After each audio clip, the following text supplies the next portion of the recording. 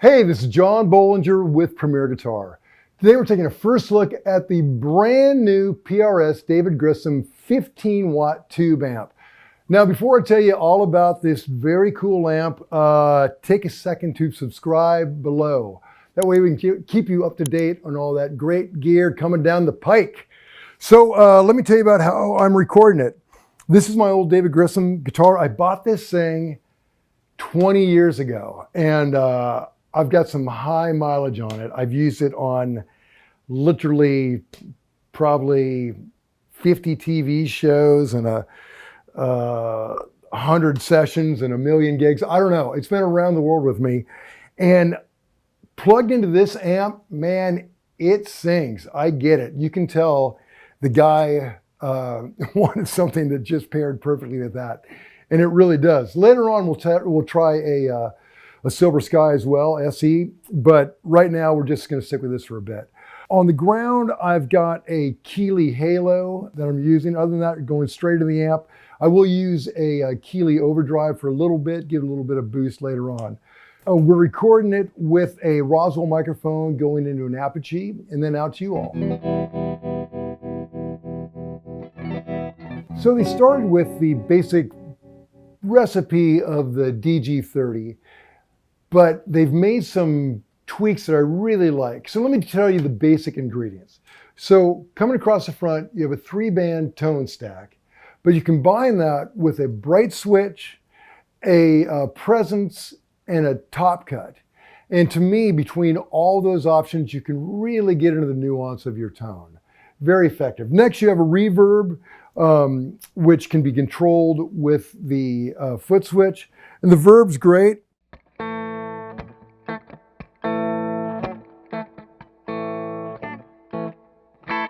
Kind of never want to turn that off.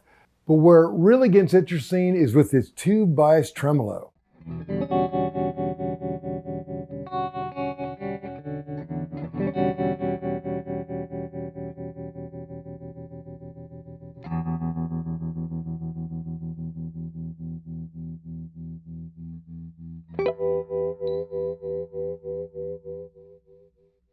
Now, I know the digital thing gets very close on tremolo, but man, there's something about that tube-driven sound that it really can't be reproduced like that.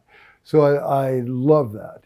They went with 2 EL84 power tubes, 1 GZ34 rectifier tube, 3 12AX7s, and 1 12AT7. It comes with a foot switch to control the reverb, the tremolo, and the boost. So the back of the amp has outputs for 2 ohms, 4 ohms, or 8 ohms. Right now running 8 into the David Grissom 15 cabinet, which has a vintage 30 selection in it. So the boost switch can be activated either this toggle or with the foot switch on the ground. And it works in conjunction with this master switch over here. So the master can either be on, off, or on with the boost, and that's how you control the volume of your boost. So it's a pretty clever way of configuring it. Also, what I really like is the bright switch. You can either have it on, off, or off with the boost on, which I really like, because sometimes I find when I hit a boost, when I'm going for a solo, if you've got that bright switch on, it can be a little ice picky. So this way, you can take it off when you really get into it. I think that's clearly something that a player like Grissom, discovered through the heat of battle. He was playing and had the bright switch on, realized it was too much of the boost. So really clever. So I'm just gonna mess around with the reverb and tremolo a bit and kind of see what that does.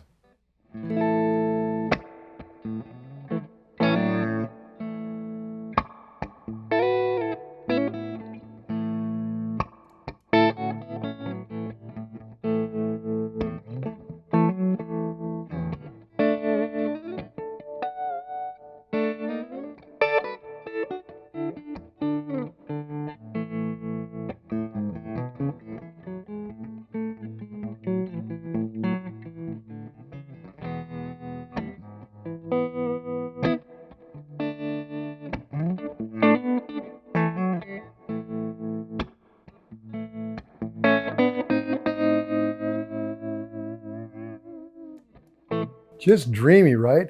Now, let me tell you a little bit about this boost switch. So, as I said, it works in conjunction with the bright. So here I've been running the bright because I just like it. Engage that.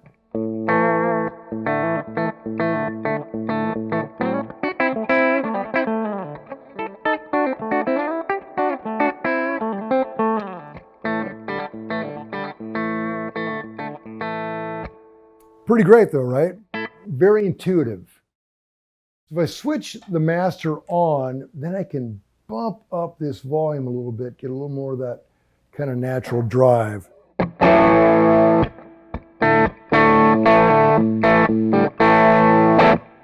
See, it's just like on the brink of breaking up. And that way it takes pedals really well, just put a little bit of drive in front of it.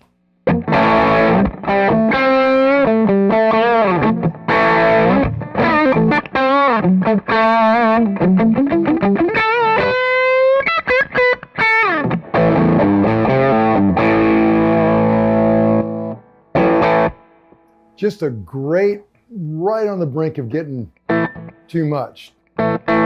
Now engage the boost with that.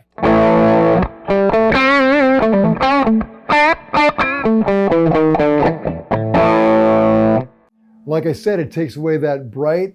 It's pretty great feature. Let's try with the Silver Sky. Okay, now I got this sexy Silver Sky. Let's try that.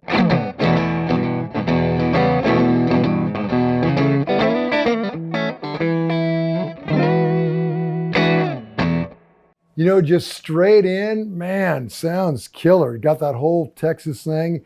Put on the boost.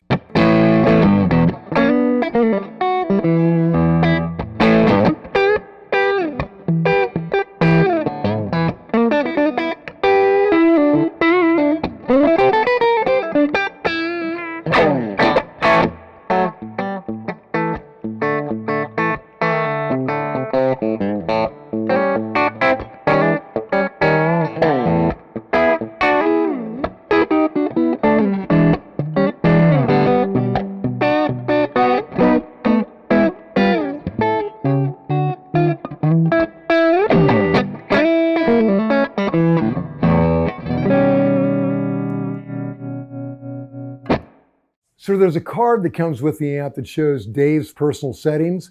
So let's try with the Silver Sky and then later with the DGT.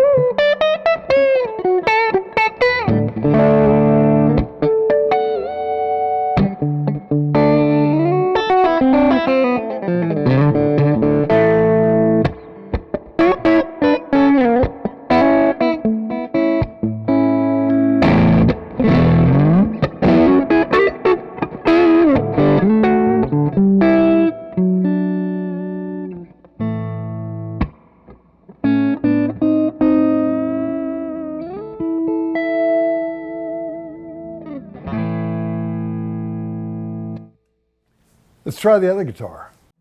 Okay, same settings, different guitar. Let's see what it does.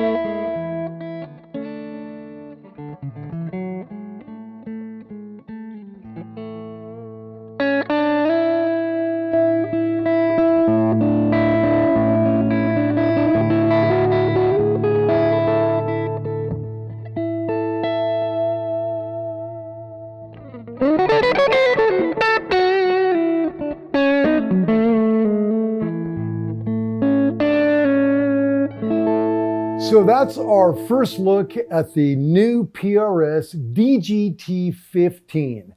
Comes in at about $1,200. To read the full written review, go to premierguitar.com. While you're online, make sure you subscribe to our YouTube channel, to all our social media. Subscribe to the magazine if you like. This is John Bohlinger. Till next time.